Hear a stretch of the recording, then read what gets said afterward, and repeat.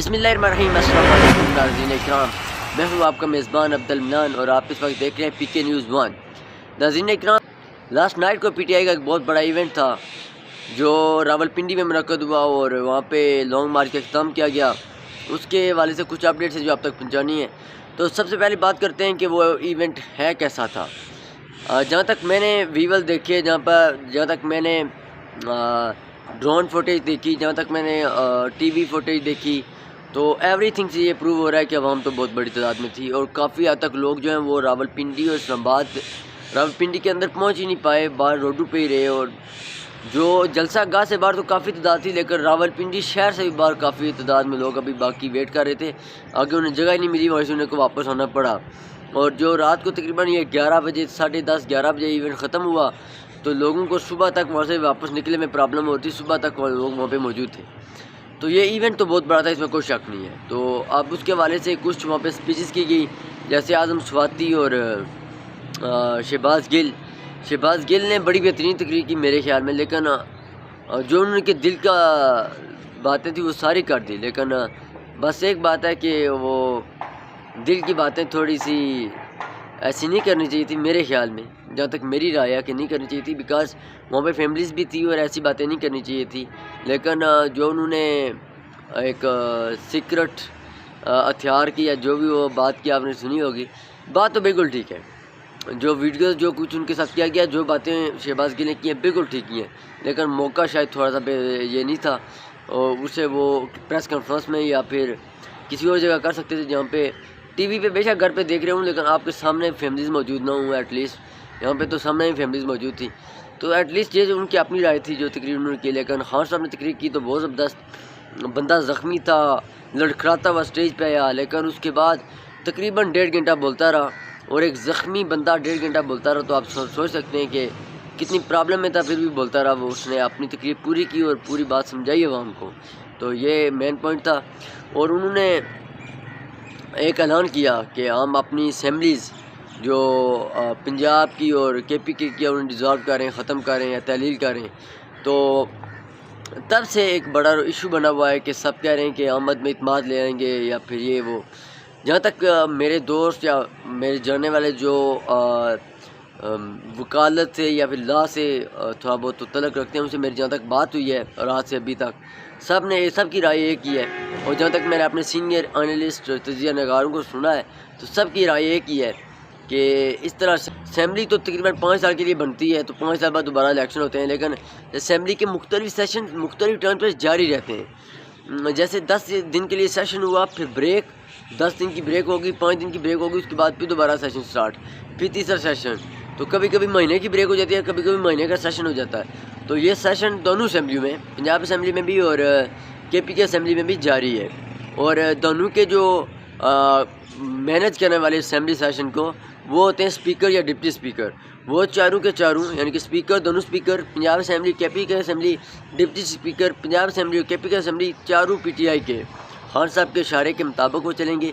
वो हो ही नहीं सकता खान साहब की वो ना माने।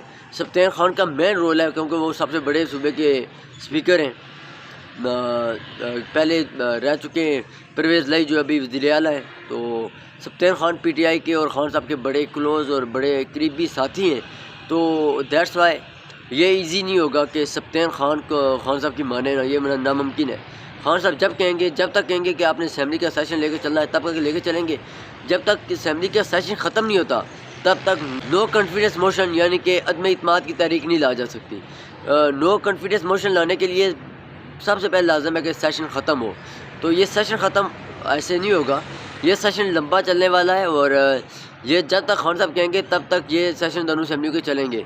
तो लगता है ऐसा है, बज़ाहिर सियासत में हतमी कुछ भी नहीं होता। आप कुछ भी नहीं कह सकते कि ये हतमी है, इसके बाद ख़त्म है, बस जो मैंने कह दिया यही हतमी है, ऐसा कुछ नहीं होता।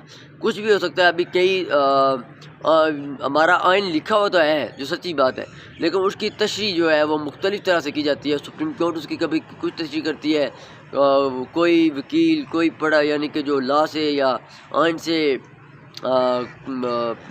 नॉलेज रखने वाला बंदा अपनी तर्ज की तशरीह करता है, दूसरा अपनी तर्ज की तशरीह करता है। तो यहाँ पर मुख्तलिफ तशरीह की जाती है, लेकिन जो अभी तक मुझे जितने बंदों ने बताया वो यही है کہ جب تک سیشن ختم نہیں ہوگا تب تک نو کانفیڈنس موشن یعنی کہ تحریک عدم اعتماد نہیں لا جا سکتی.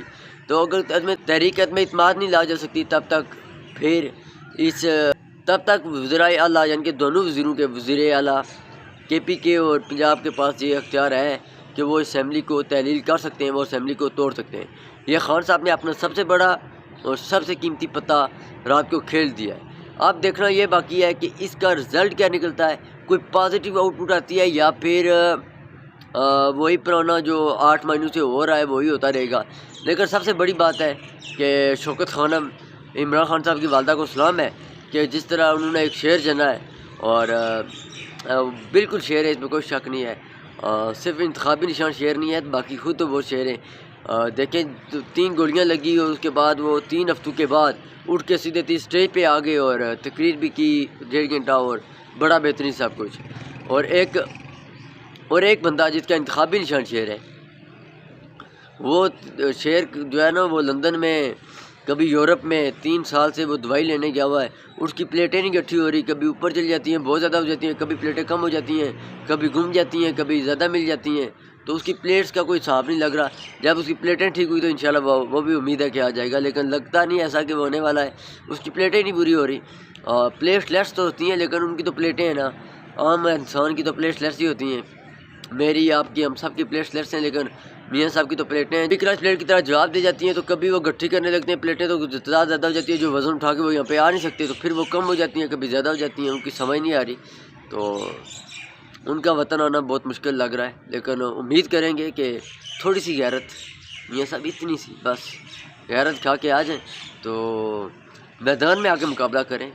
ہمیں بھی خوشی ہوگی کہ اس وقت عمران خان کی جو سیاسی قد ہے وہ ہائٹ پیک پہ ہے, تو آپ بھی آئیں تھوڑا سا اپنا قد بڑھائیں تاکہ عمران خان کا بھی کم ہو. آپ مقابلہ تو کریں نا, آپ لندن میں بیٹھے ہوئے چھپ کے 3 سال سے, اور وہ 3 ہفتوں کے بعد وہاں پہ اسٹیج پہ کھڑا ہے, اس سے عمران خان کا قد اوپر جائے گا نیچے نہیں آئے گا. میاں صاحب پھر اتنی سی کر ہی لیں, سمجھ گئے آپ. تو آج کے لیے ولاگ میں اتنا ہی. انشاءاللہ آگے کچھ بریکنگ نیوز ہوئی تو کچھ بھی نیوز ملے گی آپ تک میں سب سے پہلے لے کے آؤں گا. اللہ نے ایک بار چاہنے کا خاص. اللہ حافظ.